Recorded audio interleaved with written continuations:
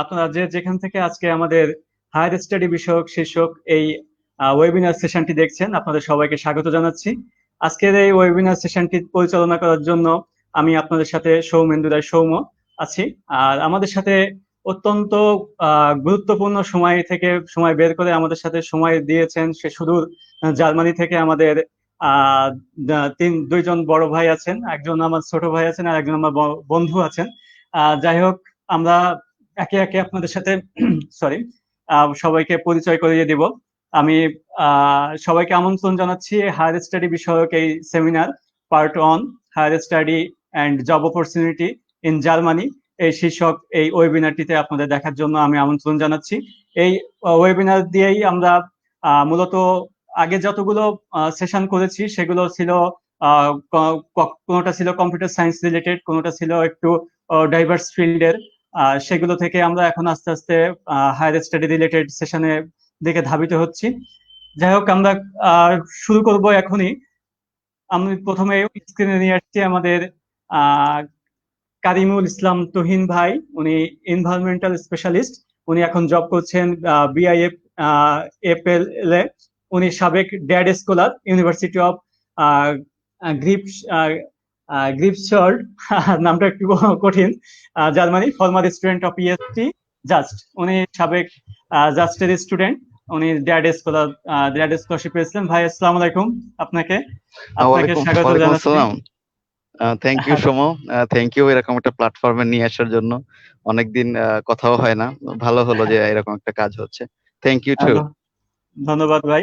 আমি নিয়ে আসছি আমাদের আরেক বড় ভাই হুমায়ুন, দুঃখিত, হুমায়ুন রশিদ নয়ন। উনি উনি আপাতত জার্মানিতেই আছেন। উনি রিসার্চ করছেন L3S research center Germany, former student of CSC জাস্টের। ভাই, আপনাকে স্বাগত জানাচ্ছি আজকে আমাদের এই সেশনটিতে। ধন্যবাদ সৌম্য। ধন্যবাদ ভাই। এবার আমি স্ক্রিনে নিয়ে আসছি আমার খুব ক্লোজ এক বন্ধু Mahbub, MD Mahbub Rahman, MA in Architecture and Cultural Heritage, Anhalt Science University, intern করছেন in Grassi museum Leipzig Germany. উনি ফর্মার স্টুডেন্ট জগন্নাথ ইউনিভার্সিটি। বন্ধু, তোমাকে স্বাগতম জানাচ্ছি আমাদের আজকের এই সেশনটিতে। সৌম্য, তোমাকে স্বাগতম। Thank you for invitation. Hope it will be like a very good informative discussion. Of course, I hope so. Thank you বন্ধু। আর সর্বশেষ গেস্ট, আমাদের সবচেয়ে জুনিয়র গেস্ট, আমার খুবই কাছে ছোট ভাই শামীম, এমডি আমানুর রহমান শামীম। ও department of information engineer and computer সায়েন্সে মাস্টার্স করছে Rhine Waal university of applied science Germany, former student of CSC JUST. আমার ইউনিভার্সিটির আমার ডিপার্টমেন্টেরই জুনিয়র ছোট ভাই। আমি দর্শকদের উদ্দেশ্যে বলে রাখি, আমি আজীবনই ওকে তুই করে সম্বোধন করে আসছি, সেজন্য এখনো ওকে একটু যদি আপনি করে বলতে চাই তাহলে আমার নিজের কাছে কেমন একটা বোধ হবে, ওর কাছে খারাপ লাগবে, সেজন্য আমি তুই করে সম্বোধন করব। শামীম, তোকে আমি স্বাগত জানাচ্ছি আজকে আমাদের সেশনটিতে। থ্যাংক ইউ ভাই। অনেকদিন পর আপনাদের সাথে যে দেখা হয়েছে, একটা প্ল্যাটফর্ম ক্রিয়েট করছেন, খুব সুন্দর। এটাই ভালো লাগতেছে ভাই, অনেকদিন পর। আর তুই করেই বলেন ভাই, নাহলে হবে না ভাই। অবশ্যই, ধন্যবাদ শামীম। আমি বা সবাইকে স্ক্রিনে নিয়ে আসছি। আপনারা সবাই জানেন যে আজকে সেশনটি আমাদের মূলত হায়ার স্টাডি রিলেটেড। সাধারণত যখন ব্যাচেলার কমপ্লিট করার পরে স্টুডেন্টরা একটু উদ্বিগ্ন থাকে, কেউ জবে যাবে কিংবা কেউ হায়ার স্টাডিতে যাবে।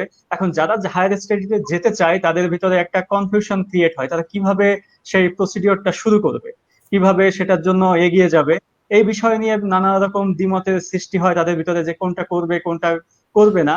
এখন এই বিষয়ে আমরা আজকে আপনাদেরকে আমন্ত্রণ জানিয়েছি আমাদের এই সেশনটিতে। আপনারা আপনাদের মূল্যবান মতামত, আপনাদের অভিজ্ঞতা শেয়ার করে আমাদের দর্শকদের তথা আমাদের স্টুডেন্টদের সাহায্য করবেন। আমি আশা করছি আপনাদের এই মূল্যবান মতামত থেকে এবং এক্সপেরিয়েন্স থেকে, সবচেয়ে বড় কথা হচ্ছে আপনারা অনেক এক্সপেরিয়েন্সড, আপনারা জার্মানিতে গিয়েছেন স্কলারশিপ নিয়ে, ওখানে পড়ালেখা করেছেন, আবার কেউ এখন পড়ালেখা করছেন, জবও করছেন। এই বিষয় নিয়ে আজকে আমরা একটু আলোচনা করব, যাতে আমার স্টুডেন্টদের এবং যারা দেখছে দর্শক বিভিন্ন জায়গা থেকে, বিশেষ করে ফেসবুক লাইভে এটা চলছে, বিভিন্ন জায়গা থেকে অনেকেই দেখছেন, তারা যেন কাজে লাগে সেই বিষয় নিয়েই আজকের এই আয়োজন। আমি প্রথমেই যেতে চাচ্ছি আমাদের তুহিন ভাইয়ের কাছে। কারিমুল ইসলাম তুহিন ভাই, ভাই একটু বিজি আছেন, গাড়িতে আছেন উনি, সেজন্য ওনার বেশি সময় নিব না, সেজন্য আমি তুহিন ভাইয়ের কাছে যেতে যাচ্ছি যে ভাই, আমরা তো হায়ার স্টাডির জন্য বিভিন্ন দেশ, কিন্তু কেন আপনি নিজে থেকে প্রথমে জার্মানিকে চুজ করেছিলেন, সে বিষয়ে যদি আপনি একটু আমাদেরকে জানান। আচ্ছা সমু, থ্যাংক ইউ। যেটা বললি আসলে আমি হুট করে, আমিও সমু আমার ছোট ভাই, তুই করে বলছি। আমিও আসলে অবশ্যই একটু অবশ্যই। কাজে, অফিসের কাজে একটু বাইরে গিয়েছিলাম, এজন্য একটু আটকা পড়ছি, একটু এই সমস্যার জন্য দুঃখিত।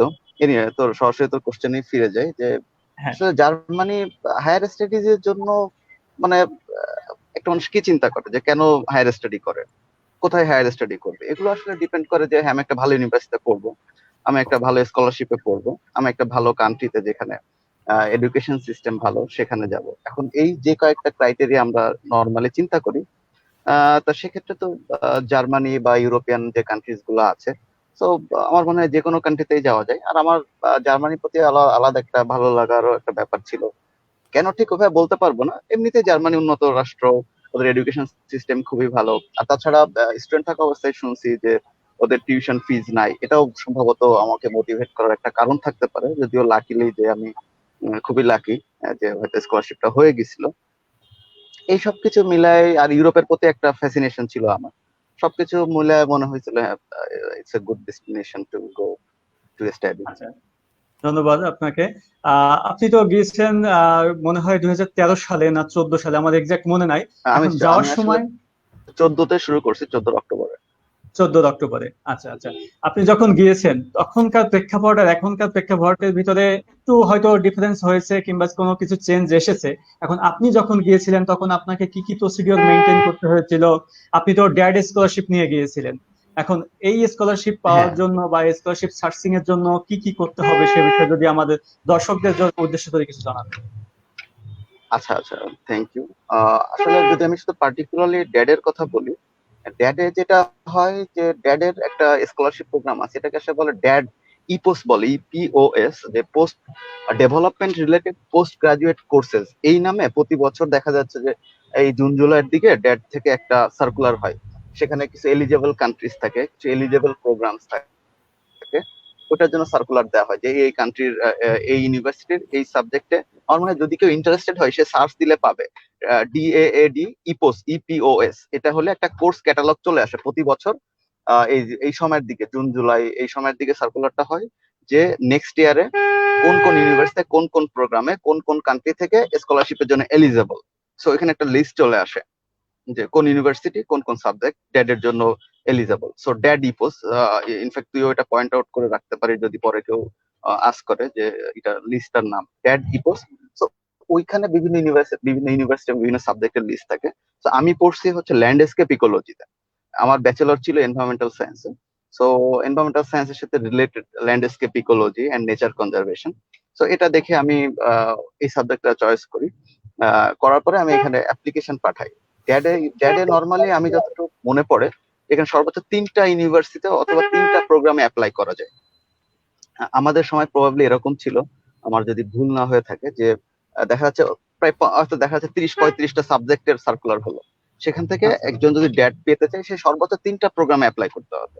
তো আচ্ছা সেই 3টা প্রোগ্রামে ওইখানে রিকোয়ার্ড ডকুমেন্টস গুলা অনেক ইউনিভার্সিটিতে হার্ড কপি পাঠাইতে হইতো।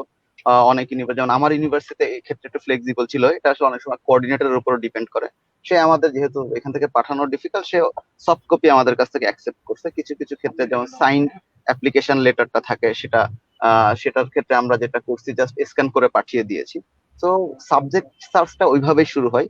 ওই যে ক্যাটালগ থাকে ড্যাড ইপোস যেটা বললাম, ওটা থেকে সাবজেক্টটা চয়েস করে, রিলিভেন্ট সাবজেক্ট চয়েস করে দেন এখানে অ্যাপ্লাই করতে হয়। এখন এইখানে অ্যাপ্লাইয়ের ক্ষেত্রে কয়েকটা ব্যাপার আছে, যেমন ড্যাডের ক্ষেত্রে কয়েকটা রিকোয়ারমেন্টস থাকে। একটা হচ্ছে জব এক্সপেরিয়েন্স, ওরা মূলত 2 ইয়ার্স এর মতো জব এক্সপেরিয়েন্স চায়। আর হচ্ছে, তবে আমার যেটা মনে হয়েছে যে যদি পাবলিকেশন থাকে, আহ, যদি পাবলিকেশন থাকে এটা এটা একটা অ্যাডভান্টেজ। সিজিপিএ তো সামটাইমস ম্যাটার করে। আমি কাউকে ডিসঅ্যাপয়েন্ট করতে চাচ্ছি না বা ডিমোটিভেট করতে চাচ্ছি না, তবে ভালো সিজিপিএ অনেক সময় হেল্প করে। তবে ভালো সিজিপিএ না থাকলেও দেখা যাচ্ছে ভালো যদি কোনো পাবলিকেশন থাকে সেক্ষেত্রে ওরা এটাকেও কনসিডার করে। এটাই মূলত আচ্ছা ইসের নিয়ম। আর এখানে 2 বছরের এক্সপিরিয়েন্সটা অনেকের কাছে একটু কনফিউজিং, যে আসলে 2 বছর তো অনেকে দেখা যাচ্ছে মোটামুটি বের হয়ে শুরু করে। সেক্ষেত্রে আমি যেটা সাজেস্ট করবো, অনেকেই যেটা করতে পারে, এখন স্টুডেন্ট থাকা অবস্থায় অনেক রিসার্চ প্রতিষ্ঠানে কাজ করার সুযোগ থাকে পার্ট টাইম। এবং ওরা কি to some extent part time এক্সপেরিয়েন্সটা সেটা যে রিসার্চ বেসড হয়, সাবজেক্ট বেসড হয়, সেক্ষেত্রে ওরা অ্যাকসেপ্ট করে। সো যদি কেউ ফার্স্ট ইয়ার সেকেন্ড ইয়ার থেকে কোনো রিসার্চ প্রতিষ্ঠানের সাথে পার্ট টাইম কোনো কাজ করে বা কোনো প্রফেসরের ল্যাবে কাজ করতে পারে, সো এখান থেকেও একটা এক্সপিরিয়েন্স হয়ে যায়। এই এক্সপিরিয়েন্সটা ওরা কাউন্ট করে। সো 2 ইয়ার্স এক্সপিরিয়েন্স লাগে। আইএলসটা লাগে, সরি আমি আইএলস এর কথাটা বলতে ভুলে গেছি।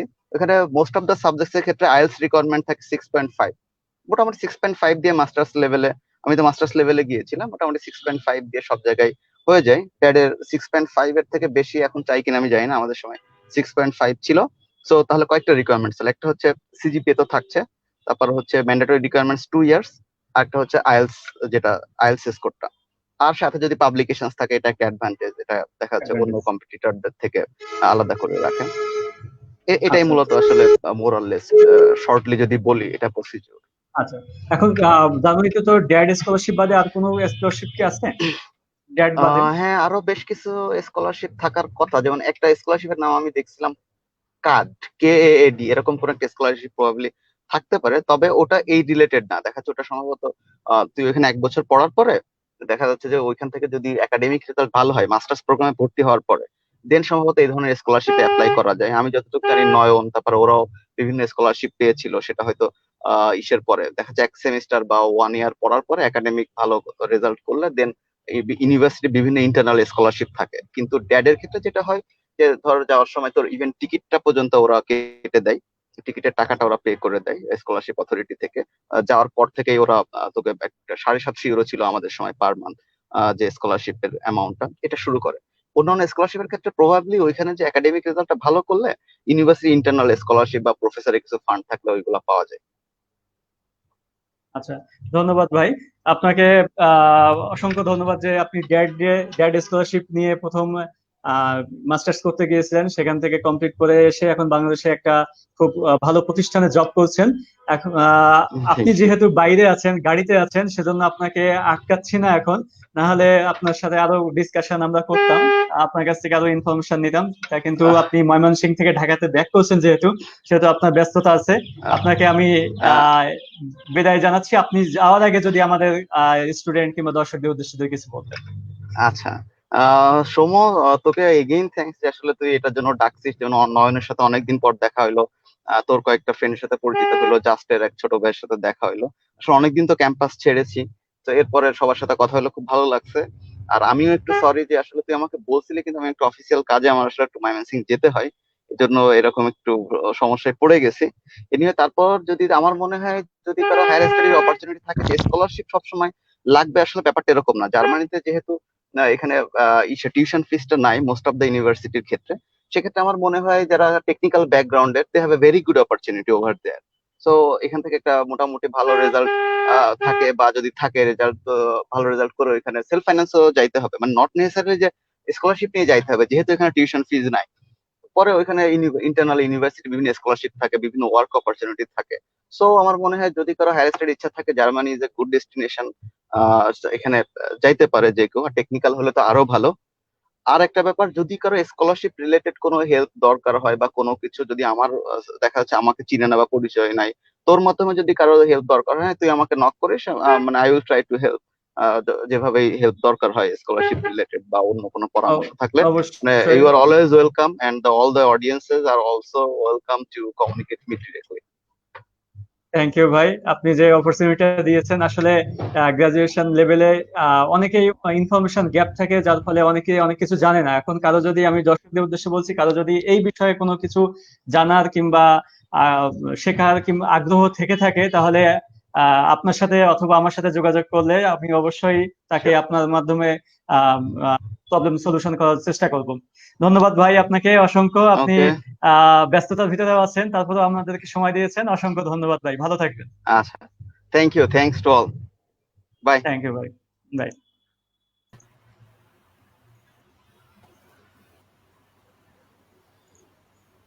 এখন ভাই আমরা আসি নয়ন ভাইয়ের কাছে। আমি যেতে চাচ্ছি প্রথমেই, আপনি আহ, কম্পিউটার সায়েন্সে মাস্টার্স করেছেন, এখন একটা ল্যাবে রিসার্চ। আপনি যদি আপনার আমাদেরকে একটু বলতেন যে আপনি যখন গিয়েছেন তখন আপনার কি কি সমস্যার ভিতর দিয়ে যেতে হয়েছে, কিংবা কি কি অ্যাডভান্টেজ পেয়েছেন, মানে টোটাল একটা এক্সপিরিয়েন্সটা আমাদেরকে যদি একটু শেয়ার করতেন। আহ, আমি যখন আসছিলাম 2014 সালে, তো ওই সময় রিকোয়ারমেন্টস আর এই সময় রিকোয়ারমেন্টস তো একটু আলাদা, কিন্তু অ্যাডমিশন যে রিকোয়ারমেন্টস আছে এইগুলা মোরলেস সেম দেখছি। ওই সময় যেটা ছিল, ইউনিভার্সিটিতে অ্যাপ্লাই করতে গেলে যে যে রিকোয়ারমেন্টস লাগতো, এটা সিজিপিএ তুই যেটা বলছে এটা ইম্পর্টেন্ট। সো মিনিমাম রিকোয়ারমেন্ট যেটা ছিল সেটা জার্মান স্কেলে বলে 2.5 অর বেটার। কিন্তু এর থেকে সিজিপিএ যাদের কম, তারা যে অ্যাপ্লাই করতে পারবে না এমন কিন্তু না। অনেক ইউনিভার্সিটি আছে যেখানে আসলে কোনো সিজিপিএ চায় না। সো এই ক্ষেত্রে দেখা যাচ্ছে তার অন্যান্য যে বিষয়গুলো যেমন আইএলটিএস স্কোর বা তার পাবলিকেশন অথবা জব এক্সপিরিয়েন্স অথবা অন্য কারিকুলাম অ্যাক্টিভিটি যদি ভালো থাকে, এবং সব থেকে ইম্পর্টেন্ট বিষয় যেটা হচ্ছে যে আমার সিজিপিএ কম কিন্তু দেখা যাচ্ছে আমি যে সাবজেক্টে অ্যাপ্লাই করতে চাচ্ছি সেটার রিকোয়ারমেন্টস আর আমার সাবজেক্ট, আমার যে ব্যাচেলারের কোর্সগুলো আছে এইগুলা কতটা রিলেটেড, এটা খুব একটা ইম্পর্টেন্ট বিষয়। কিন্তু তো আমার ক্ষেত্রে ওই ওই সময় মেজর ওরকম কোনো সমস্যা মনে হয় নাই। আর এখনো আমি দেখতে পাচ্ছি যে স্টিল অলমোস্ট ইউনিভার্সিটি সেই 2.5 যে মিনিমাম স্কোরটা ছিল সেটাই আছে, ওটা কোনো এক্সটেন্ড করে নাই। তো সেই সময়ের আর এই সময়ের ক্ষেত্রে আমি বলবো যে মোরলেস সেম, তেমন কিছু চেঞ্জ হয়নি। আচ্ছা আচ্ছা, যাই হোক, ধন্যবাদ ভাই। আমি মাহবুবের কাছে একটু জানতে চাচ্ছি। মাহবুব, যখন কেউ জার্মানির জন্য প্রিপারেশন নিবে, তখন সেক্ষেত্রে দেখা যাচ্ছে যে তার কোন সময় থেকে প্রিপারেশনটা নেওয়া উচিত? গ্রাজুয়েশন কমপ্লিট করার পর থেকে, না আপনার দেখা যাচ্ছে যে সে থার্ড ইয়ারে আছে আর একটা ইয়ার বাকি আছে, সেই সময় থেকে প্রিপারেশনটা নেওয়া উচিত? আমার মনে হয় নয়ন ভাই যে কথাটা বলছে, আইএলটিএসটা ইম্পর্টেন্ট। সো আমরা যারা বাংলাদেশে আছি, আমাদের আইএলটিএস প্রিপারেশনটা আমার মনে হয় ফাইনাল ইয়ারে, যে গ্রাজুয়েশন লেভেলে যখন ফাইনাল ইয়ারে থাকি তখন থেকে ইনফরমেশন গুলো নেওয়া খুবই সোজা, কারণ জার্মানির ইনফরমেশনটা একটা সাইটেই পাবে, dat.de। সো অল সাবজেক্ট, মানে যেখানে প্রাইভেট ইউনিভার্সিটি, পাবলিক ইউনিভার্সিটি, জার্মানির যে যে ক্রাইটেরিয়া যার পছন্দ ধরে ধরে সে কিছু সাবজেক্ট শর্ট লিস্ট করতে পারে। শর্ট লিস্ট করার পরে আমার মনে হয় সে তার যদি তার মনে হয় যে ছোট্ট একটা দেশে ইন্টার্নশিপ দরকার, সে ইন্টার্নশিপ সে করতে পারে। যদি মনে হয় তার আইএলটিএস স্কোর একটু বেশি দরকার, কিছু কিছু ইউনিভার্সিটি আছে আইএলটিএস স্কোর দরকার হয় না, কিন্তু বাংলাদেশে আমাদের এম্বাসিতে মিনিমাম 5.5, আমি যদি ভুল না করি, সাধারণত 6 অ্যাটলিস্ট ফর ভিসা গেটিং এর জন্য এটা দরকার হয়। আমার মনে হয় লাস্ট ইয়ারটা খুব দ্য হাই টাইম টু আমার হায়ার স্টাডিতে যাবে। আমরা জানি গ্রাজুয়েশনের পরে স্টুডেন্টরা জবে যাবে কি হাই স্টাডিজে যাবে, তো লাস্ট ইয়ারটা ইম্পর্টেন্ট। এই সময়টা একটা ডিসিশন মেকিং এর সময়। আচ্ছা, তার মানে দেখা যাচ্ছে যে কেউ যদি গ্রাজুয়েশন কমপ্লিট করে প্রিপারেশন নেয় তাহলে তার কিছুটা সময় নষ্ট হয়ে যাবে। বাট সেটা যদি সে আগে থেকে গ্রাজুয়েশন করার অবস্থায়, মানে গ্রাজুয়েশন কমপ্লিট করার আগে থেকে একটু একটু করে প্রিপারেশন নিয়ে থাকে, তাহলে মনে হয় তার টাইমটাও সেভ হবে এবং খুব দ্রুত সে যেতে পারবে। যেটা করেছে আমার শামীম করেছে, যেটা ওর টার্গেট ছিল মনে হয় প্রথম থেকেই জার্মানি।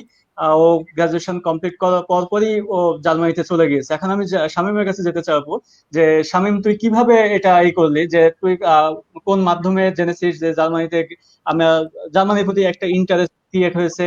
তারপরে দেখা যাচ্ছে যে অনেকেই তো বোঝে না যে গ্রাজুয়েশন কমপ্লিট করার পরে অনেক সময় আইএলটিএস এর পিছনে টাইম দেয়, দেখা যাচ্ছে 6 মাস 7 মাস, তারপরে অ্যাপ্লাই করে, তারপরে দেখা যাচ্ছে তার যেতে যেতে 1-1.5 বছরের মতো সময় চলে যায়। কিন্তু তুই গ্রাজুয়েশন কমপ্লিট করার পরপরই চলে গেছিস, এর নেপথ্যে কারণটা কি? আচ্ছা, প্রথমে আমি মাহবুব ভাইয়ের কথা থেকে একটা কথা বলতে চাই। যেরকম লাস্ট ইয়ারে আগের থেকে যদি একটা গোল সেট করা থাকে, তাহলে সেই টাইম গুলা অলরেডি একটা মাইন্ড সেট আপ থাকলে অলরেডি টাইম গুলা ঠিক মতো ইউটিলাইজ করা যায়। আমার ইন্টারের পর থেকে ইচ্ছা ছিল যে আমি বাইরে মাস্টার্স করতে যাব, সেটা যেই সাবজেক্টই হোক, আমার এরকম একটা মেন্টালিটি ছিল। পরে যখন সিএসসি তে ভর্তি হইলাম, জাস্টে ভর্তি হইলাম, তখন থেকে চিন্তা করছি যে আমি পরবর্তীতে হায়ার স্টাডিজে যেভাবে হোক, যেই দেশে হোক যাব। তো প্রথমে আমার টার্গেট ছিল কানাডা, অস্ট্রেলিয়া, এদিকে টার্গেট ছিল। আমি জার্মানি সম্পর্কে অতটা জানতাম না। তারপরে আমি ওই যে আমাদের আরেক ভাই আছে, রুবায়েত ভাই, সজল ভাই, নয়ন ভাইয়ের ছোট ভাই, ঠিক আছে, হুম। ওনার সাথে কথা বললাম, জার্মানি সম্পর্কে জানলাম। তখন আমি কম্পারেটিভলি একটা স্টাডি করে দেখলাম যে জার্মানি এক হিসাবে বেশিরভাগ ইউনিভার্সিটি, পাবলিক ইউনিভার্সিটি গুলোতে টিউশন ফি নাই, আর এখানে এত হ্যাসেল নাই। আমার যেহেতু আমার জব এক্সপিরিয়েন্স ছিল না, সো আমি ড্যাড স্কলারশিপের জন্য হয়তো অ্যাপ্লাই করতে পারতাম না, কিন্তু আমার এদিকে টাইম গুলো বেঁচে যেত। যেহেতু আমার টার্গেট ছিল হায়ার স্টাডি, সো আমার জবের টার্গেট ছিল না, আমি জবের দিকে যাই নাই। সো আমার টার্গেট ছিল যেভাবে হোক, কানাডা হোক, অস্ট্রেলিয়া হোক, যত দ্রুত আমার টাইমটা ইউটিলাইজ করতে পারি ওইখানে, যে যত দ্রুত ভাবে আমি নিজেকে গুছাই নিতে পারবো, পরবর্তীতে হয়তো আমি পরবর্তী স্টেপ যেরকম জব বা পিএইচডি, পরবর্তীতে আস্তে আস্তে আমি এটা করতে পারবো। তো ওইভাবে আমি আসলে ওই যে বিভিন্ন গ্রুপ আছে, আমি আরেকটা, যারা যারা জার্মানি আসতে চায়, যারা হলো ওই যে ড্যাড তো আছে, ড্যাডের এখান থেকে তো সাবজেক্ট দেখতে পারে, বিভিন্ন গ্রুপ আছে, জার্মান গ্রুপ গুলো আছে, যেগুলা সবাই ওইখানে সব ধরনের পোস্ট থেকে শুরু করে যাবতীয় সবকিছুই ওখানে দেয়া আছে। জাস্ট তার ফাইল সেকশনে যে জাস্ট দেখতে হবে, অথবা কোনো কিছু না বুঝলে গ্রুপে পোস্ট করলে সবাই ওইখানে যত অ্যালুমনাই আছে জার্মানিতে, বাঙালি সংগঠন গুলা সবাই হেল্প করতে বাধ্য, সবাই হেল্প করে সবাই। তো ওইভাবে হেল্প টেপ নিয়ে আমি চিন্তা করলাম যে জার্মানি চলে আসি, আইএলটিএস দিলাম। আর আইএলটিএস এর ফ্যাক্টরটা হলো, ভাই বললো যেটা, যে 6.5, 6, সো 6.5 মিনিমাম রাখা লাগে, কারণ 6.5 না হলে বেশিরভাগ ইউনিভার্সিটি গুলো আসলে মিনিমাম ক্রাইটেরিয়া থাকে 6.5। সো লাকিলি যদি 6.5 না থাকে তাহলে চান্স হয়ে যায়, বাট বেশিরভাগ ইউনিভার্সিটি গুলো এটা অ্যালাউ করে না। আর প্রত্যেকটা ব্র্যান্ডে মিনিমাম 6 থাকাটা খুবই জরুরি। আর আর যেহেতু আমার একটা পাবলিকেশন ছিল, তো আমার ইচ্ছা ছিল যে স্কলারশিপ দিকেও যাওয়ার, বাট আমি আমার জব এক্সপিরিয়েন্স ছিল না দেখে আমি অ্যাপ্লাই করতে পারিনি। সো আমি নিজেকে চিন্তা করছি যে আমি হয়তো এদিকে 2 বছর শর্ট, এদিকে কম সময় নষ্ট করে ওইদিকে আমি 2 বছর এক্সট্রা সময়, স্ট্রাগলটা বেশি করি, সমস্যা নেই, এই চিন্তা করেই দ্রুত চলে আসছি। এখন আচ্ছা, আসলাম এতে। জি ভাই। হ্যাঁ, আরেকটা বিষয় আমি তোকে জানতে চাচ্ছি যে জার্মানিতে তো দুইটা ল্যাঙ্গুয়েজে, একটা হচ্ছে জার্মান ল্যাঙ্গুয়েজ আর একটা হচ্ছে ইংলিশ, আইএলটিএস। এখন জার্মানি কেউ যদি যেতে চায়, আইএলটিএস ছাড়া কেউ যদি জার্মানি ভাষা শিখতে চায়, সেক্ষেত্রে কোন সোর্স আছে শেখার জন্য? সে এখান থেকেই জার্মান ভাষাটা শিখতে চায়, এটা একটু যদি জানান। জার্মান ভাষা শেখার জন্য বিভিন্ন, যেরকম ইউটিউব দেখতে পারে, ইউটিউব ছাড়া বিভিন্ন অ্যাপ আছে, ডুওলিঙ্গো, নর্মাল, জাস্ট বেসিক কিছু জানতে পারবে। আর যদি ভালোভাবে শিখতে চায় তাহলে আমি বলবো যে বিভিন্ন গয়াতি ইনস্টিটিউট আছে ধানমন্ডিতে, ওইখানে প্রফেশনালি শেখানো হয়। যদি কোচিং বা স্কুল থেকে শিখতে পারে তাহলে আমি বলবো ওইটা বেটার, কারণ ওরা প্রফেশনালি শিখায়। এবং তারা যদি, জার্মান এমন একটা জায়গা, নয়ন ভাই, ভাইরা বলতে পারবে যে এখানে আসলে ইংলিশ এরা কথা বলে না একদমই। এদের যদি ইংলিশ বলা হয়, এরা পারলেও এরা উত্তর দিবে না, কারণ ডয়েচ এখানে মাস্ট। এখানে যদি জব বাইরে করতে হয়, ইংলিশ জবও আছে, বাট তার এখানে এসে প্রচুর সমস্যায় পড়তে হবে, সে কথা বলতে পারবে না। এখানে জার্মান ছাড়া একদমই পসিবল না, ঠিক আছে। তবে এখানে অনেকে আসতে পারে যে আমার মতো, আমি জার্মান শিখে আসি না, এসে শিখে ফেলতে হবে, এরকম মানে মেন্টালিটি নিয়ে আসতে হবে। আমি জার্মান শিখবো, আমার যদি এখানে সার্ভাইভ করতে হয়, আমার জার্মান শিখতে হবে। আচ্ছা নয়ন ভাই, আপনার কাছে একটু যদি জানতে চাচ্ছি যে আমাদের আইএলটিএস এর 6.5 ইজ ইকুয়াল টু জার্মানির B2 লেভেল ধরা হয়। এই যে A1 A2 B1 B2 এই লেভেলটা সম্পর্কে যদি একটু ক্লিয়ার করতেন, যদি আমাদের স্টুডেন্ট অনেকে আছে যারা জার্মান ভাষা শিখতে চায়, তাদের আগ্রহ আছে এই বিষয়ে। এখন এই A1 A2 B1 B2 এই বিষয়ে যদি আপনি একটু আলোকপাত। আহ, মানে জার্মান ল্যাঙ্গুয়েজ, জার্মান ল্যাঙ্গুয়েজ, ওকে। হ্যাঁ। আচ্ছা, আমার জানা মতে তো অনেকগুলো লেভেল আছে। A1 A2, মানে এটা হচ্ছে A1 কে দুইটা ভাগে ভাগ করা হয়। যদি শুধু A1 A2, A1 এর আবার দুইটা ভাগ আছে, যেমন A1.1 1.2 এভাবে আর কি। তো আমরা যেগুলো এখানে এসে শিখছি, যেমন আর কি, যেমন ইউনিভার্সিটি কিছু ফ্রি কোর্স থাকে, কারণ এমনি বাইরে করতে গেলে যেটা হয়, একটা অ্যামাউন্টের দরকার হয়, কিন্তু একটা বড় অ্যামাউন্টের, যেটা স্টুডেন্টরা একটু ইনিশিয়ালি বেয়ার করা কঠিন আর কি। তো এই জন্য ইউনিভার্সিটির ফ্রি কোর্স গুলো সাধারণত করে, ওটা হচ্ছে এমন হয় যে পুরা A1টা একটা সেমিস্টারে ইন্টিগ্রেটেড কোর্স হিসেবে থাকে। আবার অনেক সময় হয় যে সেমিস্টারে শুধু A1.1 এটাই 6 মাস ধরে করতেছে। হ্যাঁ, এটা করা যায়। তো এইভাবে আর কি A1 A2 B1 B2 দেন C1 C2, তারপরে এরপরে আর ফাইনালি কিছু ইয়া থাকে, পরীক্ষা থাকে, যেটা দিয়ে এটা কমপ্লিট করা হয়। তাহলে কি জবের জন্য জার্মান ভাষাটা শেখা খুব জরুরি জার্মানিতে? জবের জন্য যেটা বলবো, এটা হচ্ছে সাবজেক্ট ওয়াইজ কিছুটা ডিপেন্ডেন্ট। কিছু সাবজেক্ট আছে যেখানে আসলে ডয়েস ছাড়া পসিবল না, যেমন ল, হ্যাঁ, বা মেডিসিনের ক্ষেত্রে, বা মানে কেউ যদি ডক্টরি পড়তে চায়, তাহলে এক্ষেত্রে জার্মান ছাড়া চলবে না, কারণ আসলে এখানকার পেশেন্ট গুলো সব তো জার্মান, তাই না? জার্মান। বা ল ইয়ার যারা, তাদের কাছে যারা যাবে জার্মান। কিন্তু কিছু কিছু জার্মান। ক্ষেত্রে যেমন যেমন কম্পিউটার সায়েন্স বা ইলেকট্রিক্যাল বা এদিকে ক্ষেত্রে ইংলিশ দিয়ে কিছুটা পসিবল, বাট এক্ষেত্রে সেক্টরটা কি হয়ে যায়, মানে একটু সংকীর্ণ হয়ে যায়। মানে আমার জব সেক্টরটা আমি সবকিছু সব দিকে সুইচ করতে পারতেছি না, বা সব দিকে যেতে পারতেছি না, এরকম হয়। কিন্তু যদি জার্মানটা জানি তাহলে আর কোনো সমস্যাই হয় না। অ্যাটলিস্ট আমি যেন মানে কমিউনিকেশনটা করতে পারি, এরকম কমিউনিকেট। হলে তাহলে আমি দেখা যাচ্ছে কোথাও আমার আটকাচ্ছে না। কারণ আমি যদি এক জায়গায় অ্যাপ্লাই করি, সেখানে আরো কিছু ক্যান্ডিডেট অ্যাপ্লাই করে যাদের ল্যাঙ্গুয়েজ স্কিল আছে, তাহলে অবশ্যই তো তাদের প্রায়োরিটি বেশি। আচ্ছা আচ্ছা, ধন্যবাদ ভাই, ধন্যবাদ থেকে আমি এখন লিপজিগে একটু যেতে যাচ্ছি মাহবুবের কাছে। মাহবুব, তুমি যখন জার্মানিতে যাও, এখন একটা স্টুডেন্টের ক্ষেত্রে সে যখন প্রিপারেশন নেবে, স্টেপ বাই স্টেপ তার কি কি আহ, করা উচিত একটা স্কলারশিপ কিংবা ওন ফাইন্যান্সে যাওয়ার ক্ষেত্রে? কারণ জার্মানিতে যাওয়া যায় দুই ভাবে, একটা স্কলারশিপ নিয়ে আর একটা হচ্ছে ওন ফাইন্যান্সে ব্লক অ্যাকাউন্ট করে। এখন সেক্ষেত্রে তুমি কোনটা করেছিলে, এবং সেটা মানে একটু স্টেপ বাই স্টেপ যদি বলতে, তাহলে অডিয়েন্সদের বুঝতে সুবিধা হতো যে এই স্টেপ করার পরে এই স্টেপটা করতে হবে, এইভাবে পর পর যদি বলতে। হ্যাঁ সৌম্য, এটা একটা খুবই গুরুত্বপূর্ণ কোশ্চেন যে জার্মানিতে আসলে অ্যাপ্লিকেশন প্রসিডিউরটা। আমি বলবো জার্মানিতে স্কলারশিপে অফকোর্স স্কলারশিপ আসে, কিন্তু স্কলারশিপের যে আমার প্রপোর্শনটা আমি মনে হয় খুবই কম। যে ড্যাডের স্কলারশিপ আমার মনে হয় পার ইয়ারলি তুমি অনলি 200 বাংলাদেশের জন্য অফার করে, তার বেশি মনে হয় এখনো পর্যন্ত এর বেশি অফার করে না। এই জন্য আমি বলবো। আর কিন্তু লাস্ট ইয়ারের একটা ডেটা বলি, 3000 স্টুডেন্ট আসছে বাংলাদেশ থেকে, তার আগের বছর 2600। তো সুতরাং সাধারণত বেশিরভাগ স্টুডেন্ট যেটা আসে সেটা আছে ব্লক অ্যাকাউন্ট।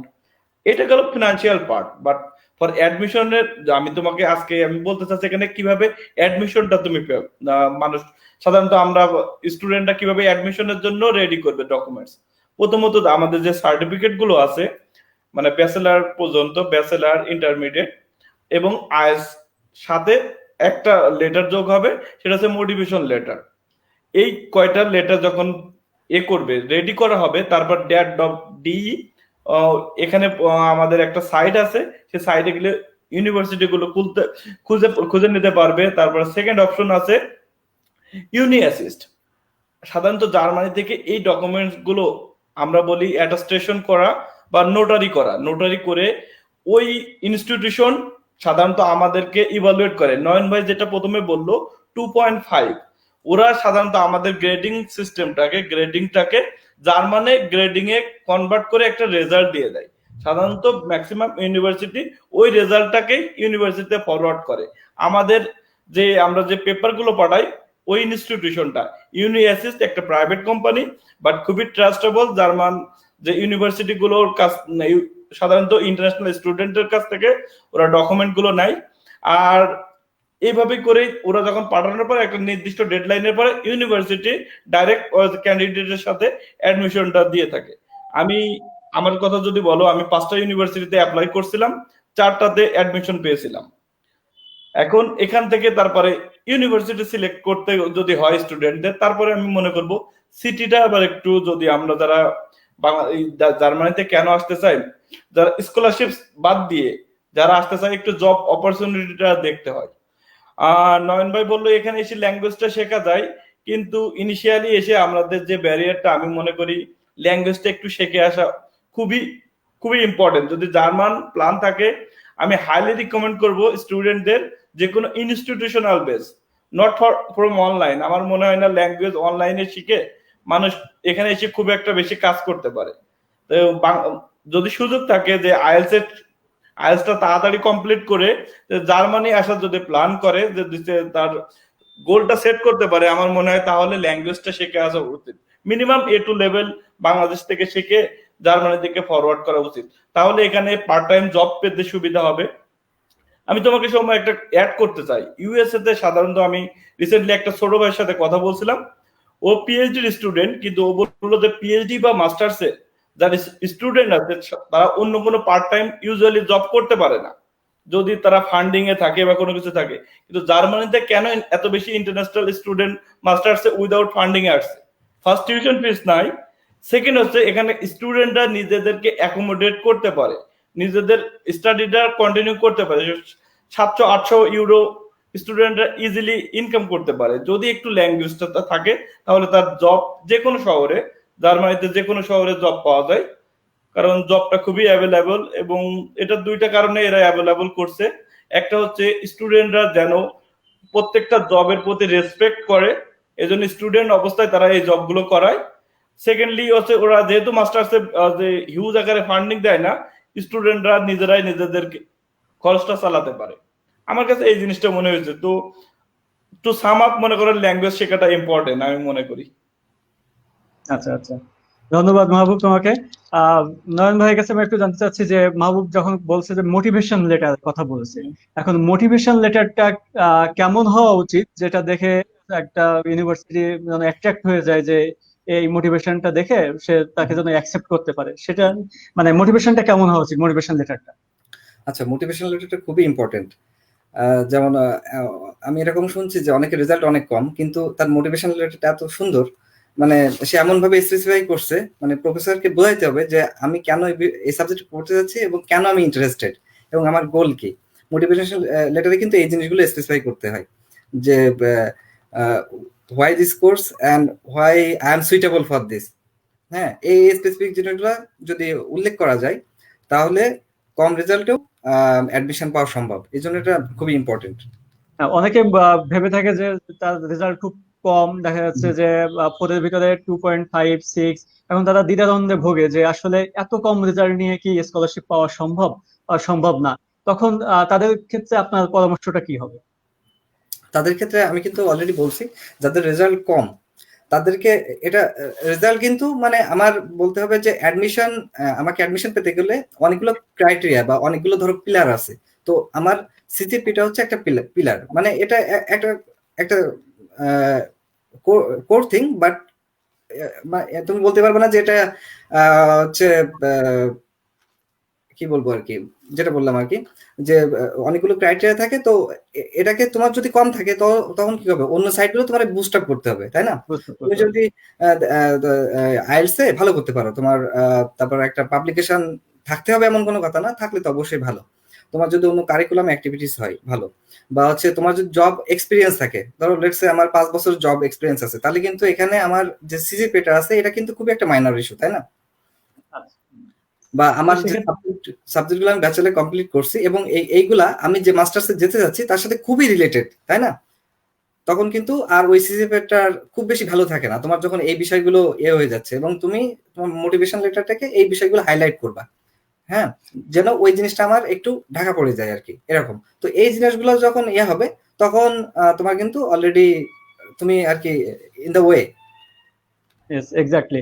তার মানে যদি রেজাল্ট কম থাকে কারো হতাশ হওয়ার কোনো কারণ নাই, তার যদি অন্যান্য সাইড, সাপোজ যদি পাবলিকেশন, এক্সপেরিয়েন্স সবকিছু যদি থেকে থাকে, তাহলে মনে হয় যে তার স্কলারশিপ পেতে কিংবা অ্যাডমিশন পেতে কোনো মানে সমস্যা হওয়ার কথা না। এটাই হচ্ছে আসল কথা। এখন আমি শামীমের কাছে একটু জানতে চাচ্ছি, শামীম, এখন তো তুই জার্মানিতে পড়ালেখা করছিস, এখন জার্মানির পড়ালেখার প্যাটার্ন আর বাংলাদেশের পড়ালেখার প্যাটার্ন, এই দুইটার ভিতরে মানে তোর অনুভূতিটা কি, যে আসলে কোনটা বেটার? বা অবশ্যই হায়ার ক্যান্ডিডেটটা বেটার, আবার কোনো কিছু আছে যেগুলো দেখা যাচ্ছে যে আমাদের কান্ট্রিতে সেটা আরো বেটার মনে হয়। এখন তোর সামারাইজেশনটা কি এই বিষয়ে? অবশ্যই জার্মানির এডুকেশনটা অনেক বেশি বেটার, এটা স্বাভাবিক, একটা ডেভেলপড কান্ট্রি। এখানকার প্রফেসর, স্পেশালি আমি যে জিনিসটা খেয়াল করছি সেটা হচ্ছে এখানকার প্রফেসররা যারা মাস্টার বা ইউনিভার্সিটির টিচাররা, ওরা অনেক ওপেন মাইন্ডেড। এদের মধ্যে কোনো প্রকার মনে করেন ইগো বা কোনো কিছু নাই। জাস্ট এরা আমি যখন বলবো যে আমার একটা হেল্প লাগবে, তখন ও ফ্লুয়েন্টলি কথা বলবে, এবং আমি তাকে দরকারে ক্রিটিসাইজ করলে ও মেনে নেয়, এখানে কোনো ইগো বা কোনো কিছুই নাই। সো আমি কোনো জায়গায় সমস্যায় পড়লে সে বলে দিবে যে আমার এখানে সলভ করা উচিত না উচিত, মানে এখানে কোনো প্রকার প্রেশার নাই, আমার পড়া আমারই পড়তে হবে, কেউ আমাকে পুশ করবে না বা কিছুই করবে না।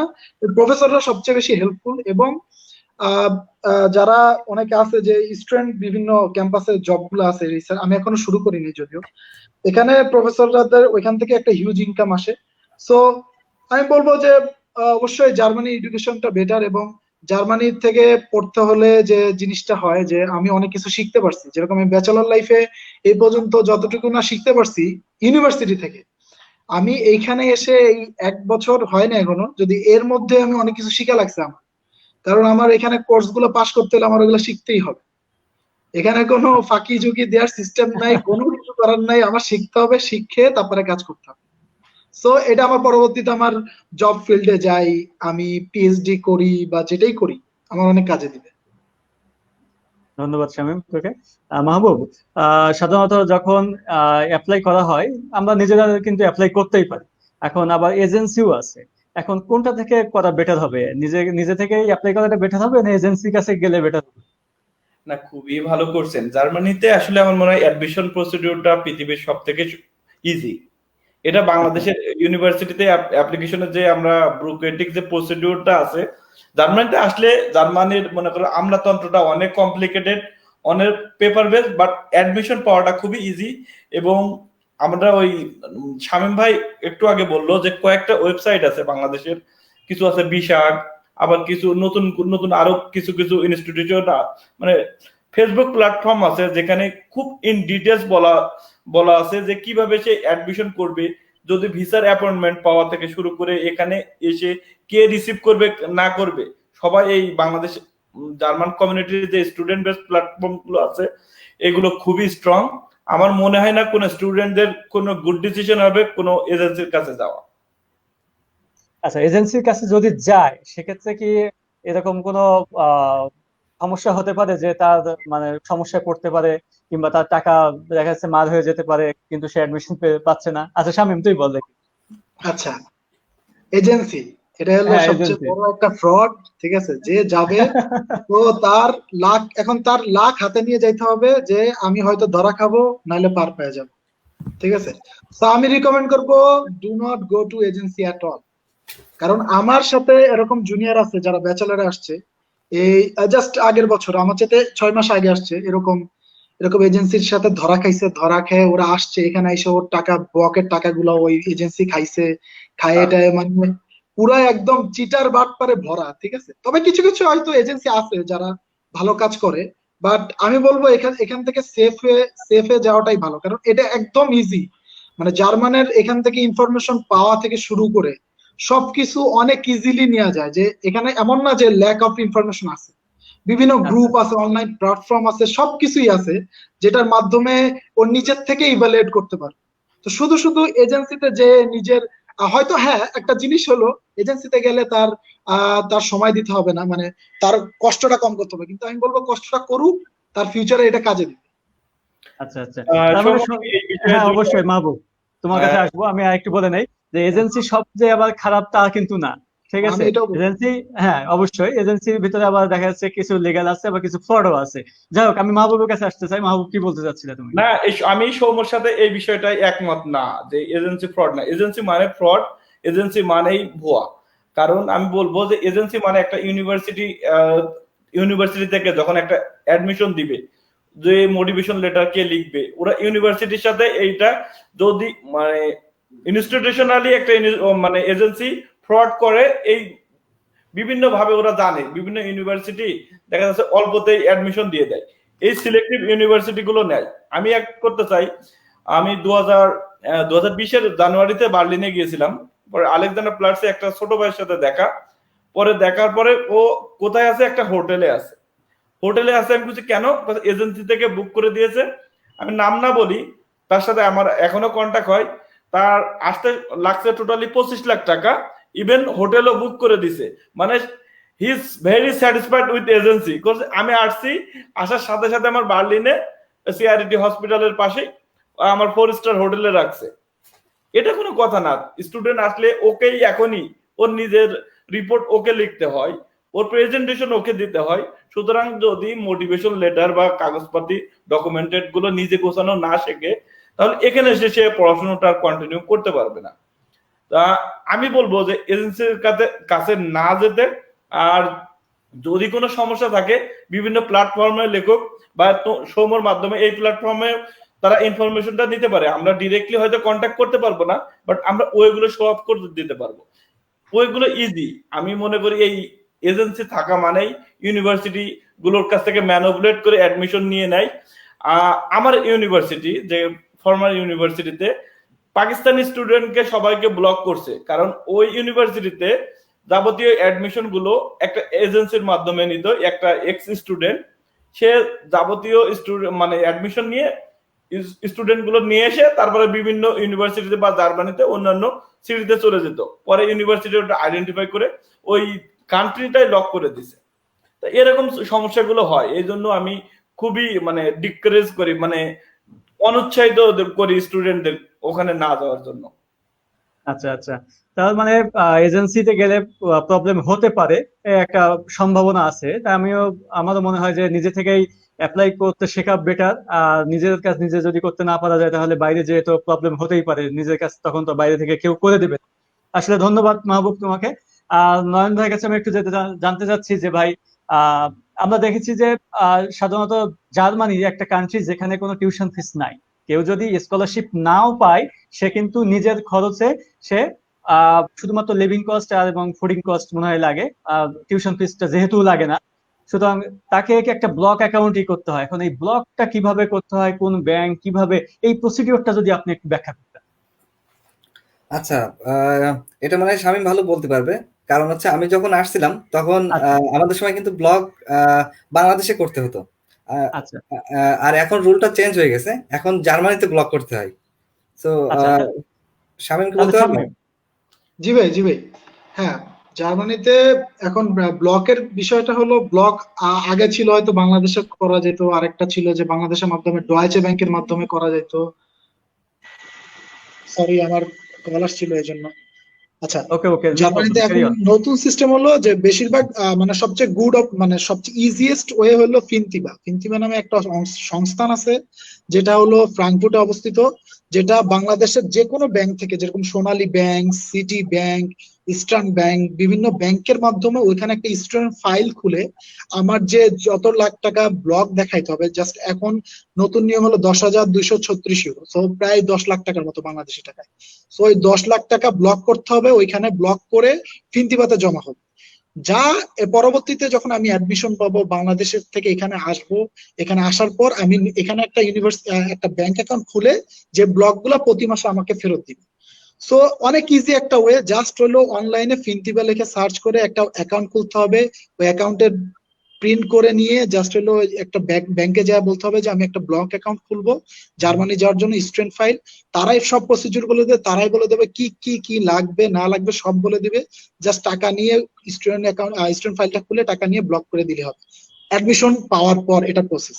অ্যাডমিশন পাওয়ার আগে তো জাস্ট হলো ইউনিয়াসিস, যেরকম মাহবুব ভাই বলছে, ইউনিয়াসিস্টের মাধ্যমে অ্যাপ্লাই করে। আবার কিছু কিছু ইউনিভার্সিটি আছে যারা ডাইরেক্ট অ্যাপ্লাই করে, ডাইরেক্ট অনলাইন থেকে অ্যাপ্লিকেশন নেয়।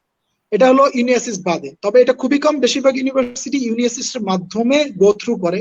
ইউনিয়াসিস জাস্ট হলো তার সার্টিফিকেট থেকে শুরু করে সবকিছু সঠিক আছে কিনা এবং তার রিকোয়ারমেন্ট ঠিক আছে কিনা, যেটা মাহবুব ভাই বলছে, জার্মান গেটে কনভার্ট করে কত হয়, জাস্ট ইভ্যালুয়েট করে ইউনিভার্সিটি পাঠায়। এবার ইউনিভার্সিটি গুলো ডিসিশন নেয়। এবং আরেকটা জিনিস, প্রত্যেকটা, যেহেতু জার্মানিতে 2টা সেশন, একটা হলো সামার, একটা উইন্টার, সো অলওয়েজ ট্রাই করতে হবে যে যত তাড়াতাড়ি আমার ফাইল গুলা গুছায়ে আমি যত তাড়াতাড়ি অ্যাপ্লাই করতে পারি। বেশিরভাগ ইউনিভার্সিটি আছে যেরকম, যারা আগে অ্যাপ্লাই করে তাদের আগে অফার লেটার দিয়ে দেয়। যেরকম আমি একটা ইউনিভার্সিটিতে অ্যাপ্লাই করছিলাম, ওইটা হলো ওরা বলে দিছিল যে আমাদের রেস্ট্রিক্টেড কোর্স, আমার স্টুডেন্ট বেশি হয়ে গেছে দেখে তোমাকে অ্যাডমিশন দিতে পারলাম। আমি 4টায় করছিলাম, 3টা হয়েছিল, ওইটা হয়নি। আমি বলবো যত দ্রুত সে পেপার গুলো গুছাইতে পারে। আর মোটিভেশনাল লেটারের সাথেও এই যে লেটার গুলো আছে,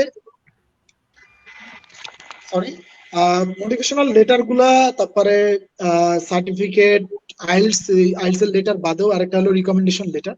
যে রিকমেন্ডেশন লেটার লাগে দুইটা। এটা হলো একটা অ্যাসোসিয়েট প্রফেসর এবং প্রফেসরের, মিনিমাম অ্যাসোসিয়েট প্রফেসর অথবা প্রফেসর, এর নিচে যাওয়া যাবে না। এই দুইটা, এই কয়েকটাই ডকুমেন্ট, একদম ইজি। আচ্ছা আচ্ছা আচ্ছা, ধন্যবাদ শামীম। আমাদের একটা কোশ্চেন আছে। কোশ্চেনটা হচ্ছে, আন্ডারগ্রেড লেভেলে কোন ধরনের এক্সট্রা কারিকুলার অ্যাক্টিভিটিস গুলো বেশি দরকার যেন ভবিষ্যতে হায়ার স্টাডির জন্য কাজে দিবে? এ বিষয়ে যদি ভাই আপনি একটু আলোকপাত করতেন, নয়ন ভাই।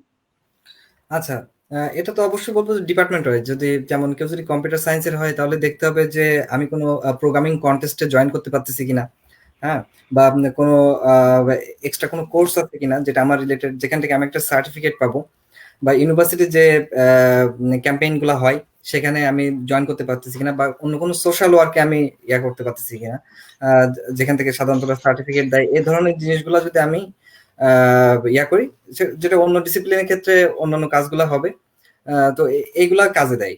এগুলা হচ্ছে এটা খুবই অ্যাপ্রিসিয়েট করে জার্মানরা। আচ্ছা আচ্ছা, ধন্যবাদ ভাই। মাহবুব, আমি তোমার কাছে একটু জানতে চাচ্ছি যে ওভারঅল যখন একটা স্টুডেন্ট জার্মানিতে যায় পড়ালেখা করার জন্য, পড়ালেখার শেষ করার পরে অথবা পড়ালেখা চলাকালীন সময় সে কি কি ধরনের জব অপরচুনিটি পেতে পারে, কি কি ধরনের জব সে ইনভলভ হতে পারে? সময় এই কোশ্চেনটা পুরোটা ইন্ডিভিজুয়াল, মানে আচ্ছা ইন্ডিভিজুয়াল স্টুডেন্টের স্কিল টু স্কিল, সিটি এবং কিছুটা লাখের উপরে ডিপেন্ড করে। তা আচ্ছা আমার মনে হয় স্টুডেন্টরা বেশিরভাগ যারা কন্টিনিউ করে, কিছু স্টুডেন্ট আছে ফেরিয়ান জব করে। যার মানে ফেরিয়ান মানে সেমিস্টার ব্রেকের টাইমে কেউ কেউ অ্যামাজনের সময় ওরা প্রতি বছর 2 টাইমে লোক নেয়। এটা 2 মাস 3 মাস, অথবা বিএমডাব্লিউ, মার্সিডিজ বেঞ্জ, ভলক্সভাগেন যে গাড়ির কোম্পানিগুলো আছে, এরা স্টুডেন্টদেরকে সুযোগ দেয়। তাছাড়া যদি অ্যারাউন্ড বেস কেউ যদি মনে করে না আমি একটা না কাজ করবো না 1-2 মাস, আমি সারা ইয়ারে একটা ফিক্সড একটা ইনকামের ভিতরে যেতে চাই, এখানে বিভিন্ন রেস্টুরেন্টের জব গুলো আছে, যেমন ম্যাকডোনাল্ড, বার্গার কিং। তাছাড়া আরো ছোট ছোট কোম্পানি গুলো আছে বা রেস্টুরেন্টে। আমার মনে হয় এখানে ইন্টারন্যাশনাল জার্মান স্টুডেন্টরাও একই কাজগুলোই করে করে তাদের শুধু অ্যাকোমোডেশনটা সার্ভাইভ করে। এইগুলোই মানে সাধারণত 80 আওয়ার কাজ করতে পারে ম্যাক্সিমাম, কিন্তু সেমিস্টার ব্রেকের টাইমে তারা ফুল টাইম কাজ করতে পারে স্টুডেন্টরা। আচ্ছা, ধন্যবাদ। আমি নয়ন ভাইয়ের কাছে এবার স্পেসিফিক ভাবে জানতে চাই যে আপনি যেহেতু সিএসসি স্টুডেন্টের ক্ষেত্রে আফটার গ্রাজুয়েশন বা পোস্ট গ্রাজুয়েশন মাস্টার্স কমপ্লিট করার পরে সে পার্মানেন্টলি কি কি কি ধরনের জবের সুযোগ তার জন্য অপেক্ষা করছে?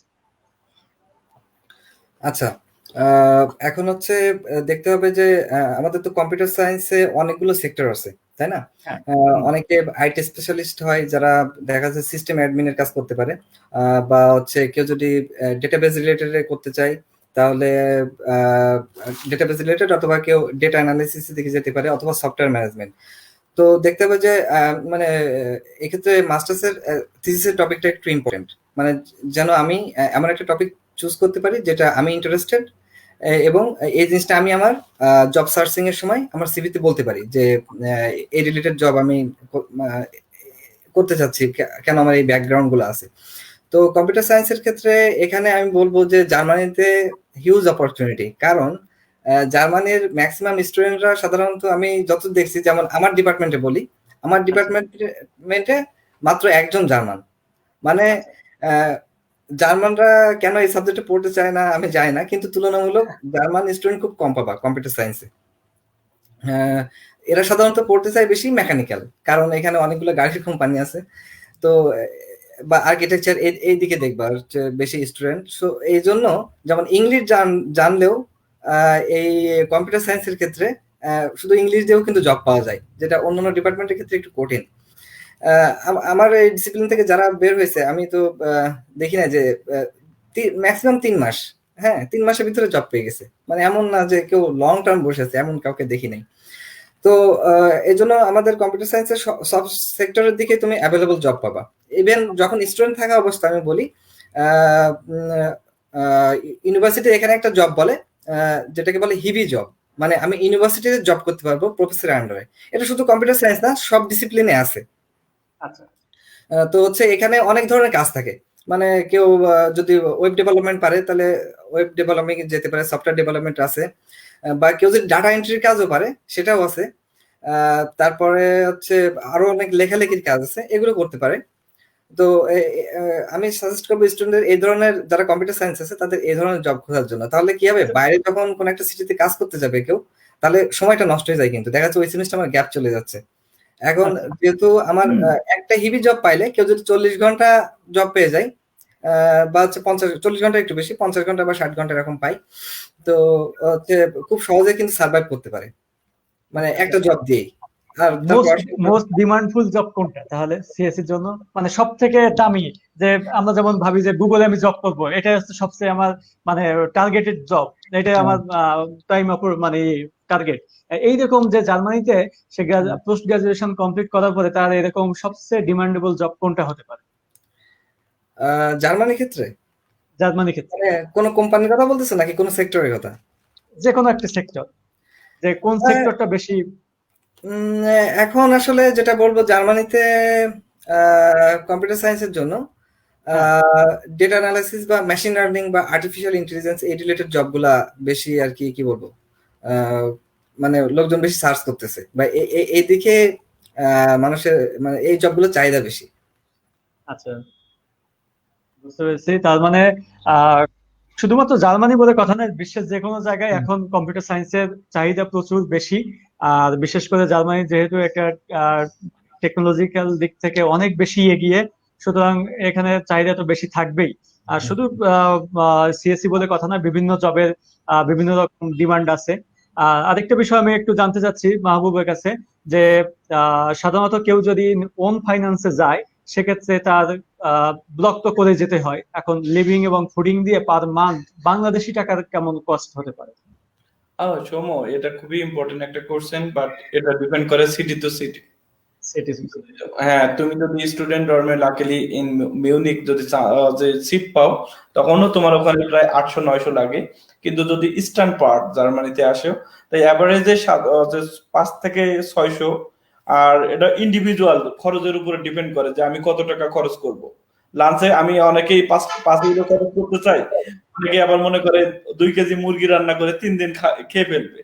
এটা হচ্ছে, এটা বোঝা যায় না। তবে এভারেজে সাধারণত আমরা যারা থাকি, এটার মনে হয় 500 থেকে 700 ভিতরে আমাদের লিভিং কস্টটা হয়ে যায়।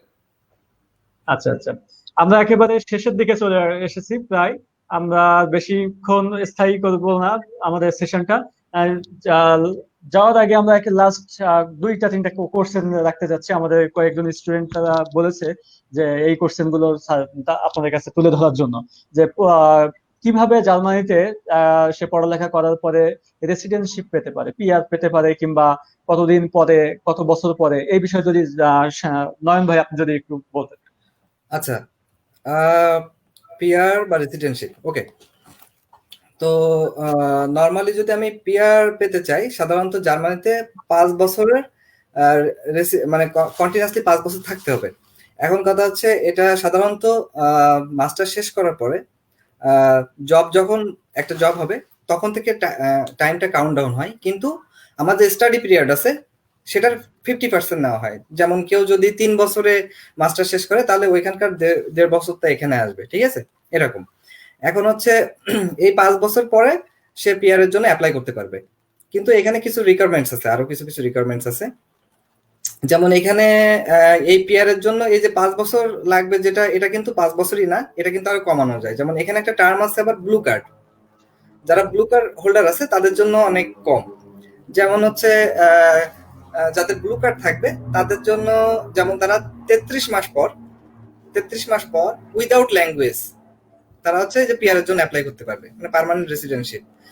আর যাদের যদি কারো ল্যাঙ্গুয়েজ থাকে, যেমন বিয়ন, তাদের ক্ষেত্রে আবার এটা 21 মাস। হ্যাঁ, তখন কিন্তু আর 33 মাস লাগতেছে না। এটা গেল তো পার্মানেন্ট রেসিডেন্টশিপ। এখন যদি কেউ সিটিজেনশিপ বা পাসপোর্ট পেতে চায়, তাহলে তো এখানে আর কিছু রুলস আছে। যেমন যেটা মজা করে বলা যায়, যদি কেউ বিয়ে করে এখানে জার্মানি, তাহলে খুব সে পেয়ে যাবে। কিন্তু এখানে আরো কিছু রিকোয়ারমেন্টস আছে, কত বছর থাকতে হবে তাদের একসাথে, এরকম কিছু। তো আমরা যেহেতু পড়াশোনার বিষয়ে এক্ষেত্রে আসি, পড়াশোনার বিষয়ে কিভাবে করতে পারে, তো এখানে সাধারণত যদি কেউ সিটিজেনশিপ নিতে চায়, তাহলে তাকে 8 বছর থাকতে হবে। ওই ঠিক একইভাবে হচ্ছে জব পাওয়ার পরে হচ্ছে টাইমটা শুরু হবে, কিন্তু ওই জবের তার স্টুডেন্টশিপের 50% হচ্ছে কাউন্ট হবে টাইমটা এখানে। আর এখানে এটা হচ্ছে এরকম কন্টিনিউয়াসলি কিন্তু থাকতে হবে, কিন্তু এখানে 8 বছরটা 8 বছরই না, অন্যান্য আরো কিছু ক্রাইটেরিয়া আছে যেগুলো ফুলফিল করলে 8 বছর থেকে 6 বছরে নিয়ে আসা যায়। যেমন এখানে হচ্ছে কারো যদি ল্যাঙ্গুয়েজ থাকে বিয়ন, সেক্ষেত্রে সে একটু আগে অ্যাপ্লাই করতে পারবে, প্লাস কিছু ইন্টিগ্রেশন কোর্স আছে, আর হচ্ছে যেমন হচ্ছে সিটিজেনশিপ এক্সাম আছে। এই এক্সাম গুলো যদি কেউ দেয় এবং এই রিকোয়ারমেন্ট গুলো ফুলফিল করে, তাহলে তখন সে 6 বছরে হচ্ছে পাসপোর্টের জন্য অ্যাপ্লাই করতে পারবে। কিন্তু ধন্যবাদ। সিটি টু সিটি কিছু কিছু রুলস ভেরিফাই করে, মানে ভ্যারি করে আর কি। আচ্ছা আচ্ছা, এটা হচ্ছে আমি জেনারেল। আচ্ছা, তার মানে দেখা যাচ্ছে যে এটা রেসিডেন্টশিপ পাওয়া অনেকটা সহজ একটু টাইম স্পেন্ড করলে। আর আপনি যেটা বললেন যে যদি কেউ বিবাহ সূত্রে কারোর সাথে আবদ্ধ হয় ওই দেশের কারোর সাথে, তাহলে সেটা তো আলটিমেটলি আরো একটু সহজ হয়ে যায়। যাই হোক, আমি শামীমের কাছে লাস্ট একটা কোশ্চেন জানতে চাচ্ছি। যদিও আমার কাছে আমার এক স্টুডেন্ট ইনবক্স করেছে যে এমবাসি এক্সপিরিয়েন্সটা, এমবাসি ভাইবা যখন তুই দিয়েছিলি, একটা রিসেন্ট যেহেতু তুই আসছিস সেহেতু তুই বেটার বলতে পারবি এমবাসি ফেসটা কিভাবে করছিলি, এমবাসি এক্সপিরিয়েন্সটা যদি একটু শেয়ার করতিস। আচ্ছা, জার্মানিতে যদি কেউ যেরকম মিডিয়াম অফ ইনস্ট্রাকশন দিয়ে অফার লেটারটা পায়, মানে অ্যাডমিশনটা পায়, মিডিয়াম অফ ইনস্ট্রাকশন দিয়ে অফার লেটার পাওয়া যায়। কিন্তু এমবাসিতে মাস্ট তার ফেস করতে হলে আইএলটিএস লাগবে। আইএলটিএস যদি না থাকে তাহলে তাকে সে ভিসা ভিসা পাবে না। এবং আইএলটিএস জার্মান ভিসা ওইখানে ফেস করার জন্য আরেকটা ইম্পর্টেন্ট বিষয় হলো আইএলটিএস। ওরা আইএলটিএস এর স্কোরটা দেখে যে আইএলটিএস এর স্কোরটা আপনি হয়তো 5.5 দিয়ে অ্যাডমিশন পাওয়া গেছে, কিন্তু ওরা ইভালুয়েট করে আপনি মাস্টার্সে আসছেন নাকি ব্যাচেলরে আছেন। এটা ইভালুয়েট করে ওরা দেখে যে আপনার বেশি কম স্কোর থাকলে ওরা একটু ঝামেলা করে, হয়তো ওইখান থেকে ভিসা পাঠায় দেয়, বাট ওরা রিজেক্ট করে দেয়। তো আমি বলবো যে আইএলটিএস এর বিষয়টা খুবই ইম্পর্টেন্ট। আর জাস্ট নর্মাল কিছু কোশ্চেন করে, তার পারপাস কি, কি জন্য যাচ্ছে, তার পরবর্তীতে আসার প্ল্যান কি, জাস্ট মাইন্ডসেট দেখে যে যাচ্ছে কি আসবে কিনা। জাস্ট তখন তার মাইন্ডসেট অনুযায়ী কথা বলতে পারে, যেটা ইজিলি অনলাইনে বিভিন্ন সোর্স আছে, ইউটিউব আছে। জাস্ট নর্মাল আগে যদি সে অফার লেটার পায়, ব্লক টক করে, এটা নিয়ে জাস্ট হালকা ঘাটাঘাটি করলেই সে যা মানে কিভাবে কি ফেস করতে হবে ইজিলি বুঝে যাবে। আর আচ্ছা, আরেকটা জিনিস হলো এম্বাসি, হ্যাঁ আরেকটা জিনিস হলো এম্বাসি ফেসের জন্য ডেট পাওয়া। এটা হলো সবচেয়ে হ্যাসেল বিষয় জার্মানি আসার সময়। যখন সামারের শুরুতে বা উইন্টারের শুরুতে অ্যাডমিশনের সময়, তখন ডেট পাওয়াটা খুবই টাফ। তো যত দ্রুত ডেটটা আগে থেকে নিয়ে নেওয়া যায় তত বেটার। এখন অনেকেই করে যে অফার লেটার পাওয়ার আগেই এমবাসির ডেট নিয়ে নেয়, আবার দেখা যাচ্ছে যে এই জন্য অনেকে অফার লেটার পেয়ে ডেট পায় না। সেজন্য কি মানে কি পরামর্শ? এখন এখন স্টুডেন্টের জন্য আলাদা একটা সেক্টর করছে, যেটা মনে হয় অফার লেটার মাহবুব ভাই বলতে পারবে ভালো। আমি যতটুকু জানি অফার লেটার দিয়ে মনে হয় ইয়াটা নিতে হবে, আমাদের সময় ছিল না। তো আমি অনেক ফেস করছি, আমি রাত জেগে জেগে আমার প্রত্যেকটা স্লট ফাঁকা হয়েছে কখন রাত 4টা বাজে বসে বসে আমার দেখা লাগছে। না তো অ্যাপয়েন্টমেন্ট পাওয়াটা অত ডিফিকাল্ট হয় না। মাঝে মাঝে যদি স্লটটা না পাওয়া যায়, ইউনিভার্সিটি থেকে একটা যে অ্যাডমিশন লেটারটা অ্যাটাচ করে যদি একটা ইমেল লেখা হয়, তা ওরা ওরা তোমাকে করে। তা এক্ষেত্রে কি করতে হয়, ওরা একটা ফিক্সড ডেট দিয়ে দেবে ওই স্টুডেন্টকে, সেই দিনেই এক্স্যাক্টলি এমবাসি ফেস করতে হবে। তা এরকম ইমেল করার আগে অবশ্যই তাকে ব্লক অ্যাকাউন্ট যাবতীয় ডকুমেন্টস গুলো রেডি করে তারপরে আমার মনে হয় এমবাসিতে একটা মেইল করা উচিত। আর next semester I think it's very difficult যে এমবাসি কিভাবে হ্যান্ডেল করবে, কারণ অলরেডি আমি রিসেন্টলি একটা আর্টিকেল পড়ছি আমাদের বাংলাদেশ এমবাসিতে জার্মান এমবাসিটার, যে ওরা বলছে যে 8 মাস পর্যন্ত ফ্লেক্সিবিলিটি যেন থাকে, তারপরে ওরা জানাবে যে কবে তারা ইন্টারভিউ বা সাধারণ স্টুডেন্টদের জন্য ওপেন করবে। একটু কমপ্লিকেটেড ফর করোনা ক্রাইসিস। মাহবুব ভাই যেটা মেনশন করছে, আমি ওই স্পেশাল ভাবে ওই যে দিয়েই তারপরে ডেটটা পাইছি, নাহলে আমি ডেটটা পাইতাম। আচ্ছা, হ্যাঁ ওটা পাওয়া যায়।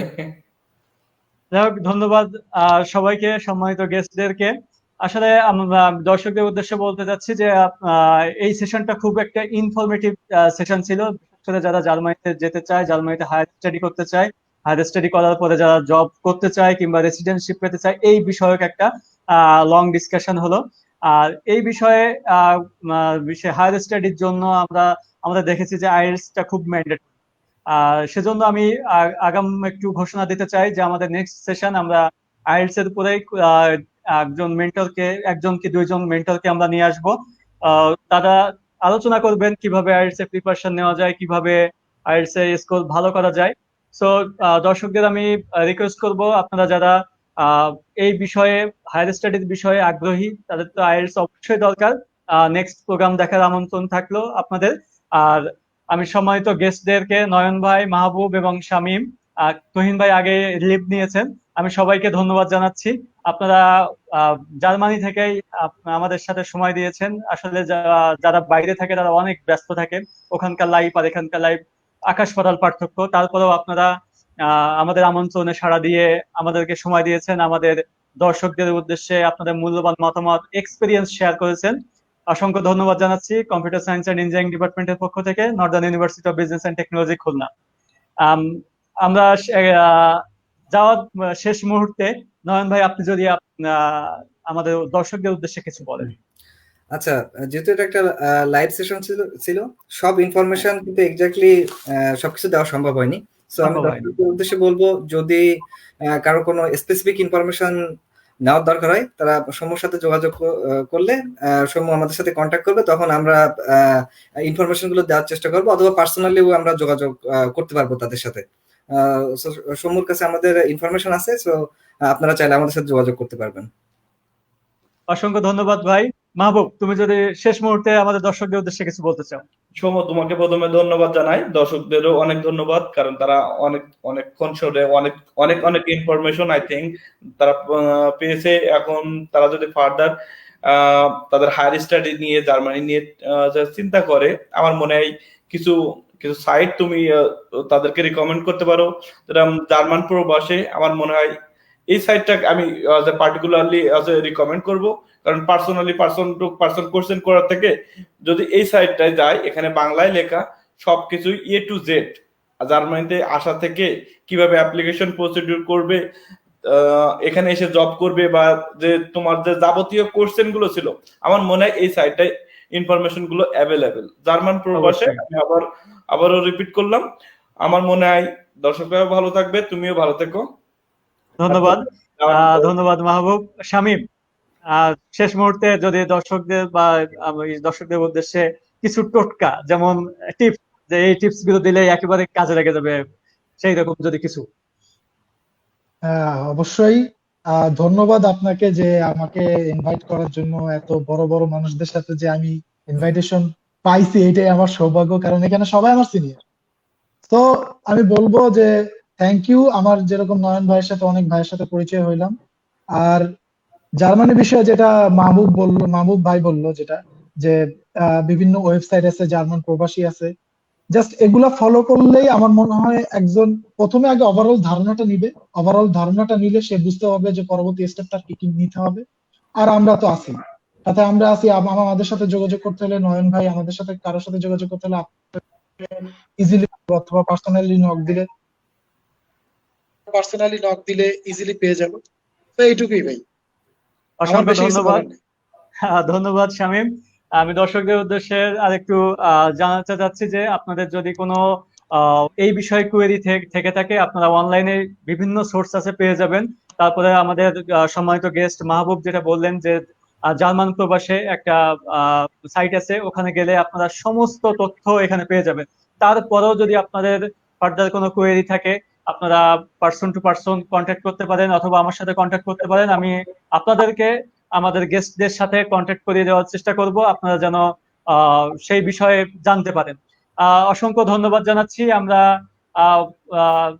আপনাদেরকে জানাতে চাই, আগামী অনুষ্ঠান আপনাদের দেখার আমন্ত্রণ জানাচ্ছি, এবং আপনারা সেই পর্যন্ত সুস্থ থাকুন, সুন্দর থাকুন, এবং এই করোনার সময়ে একটু সতর্ক থেকে নিজেদের জীবন যাপন করুন।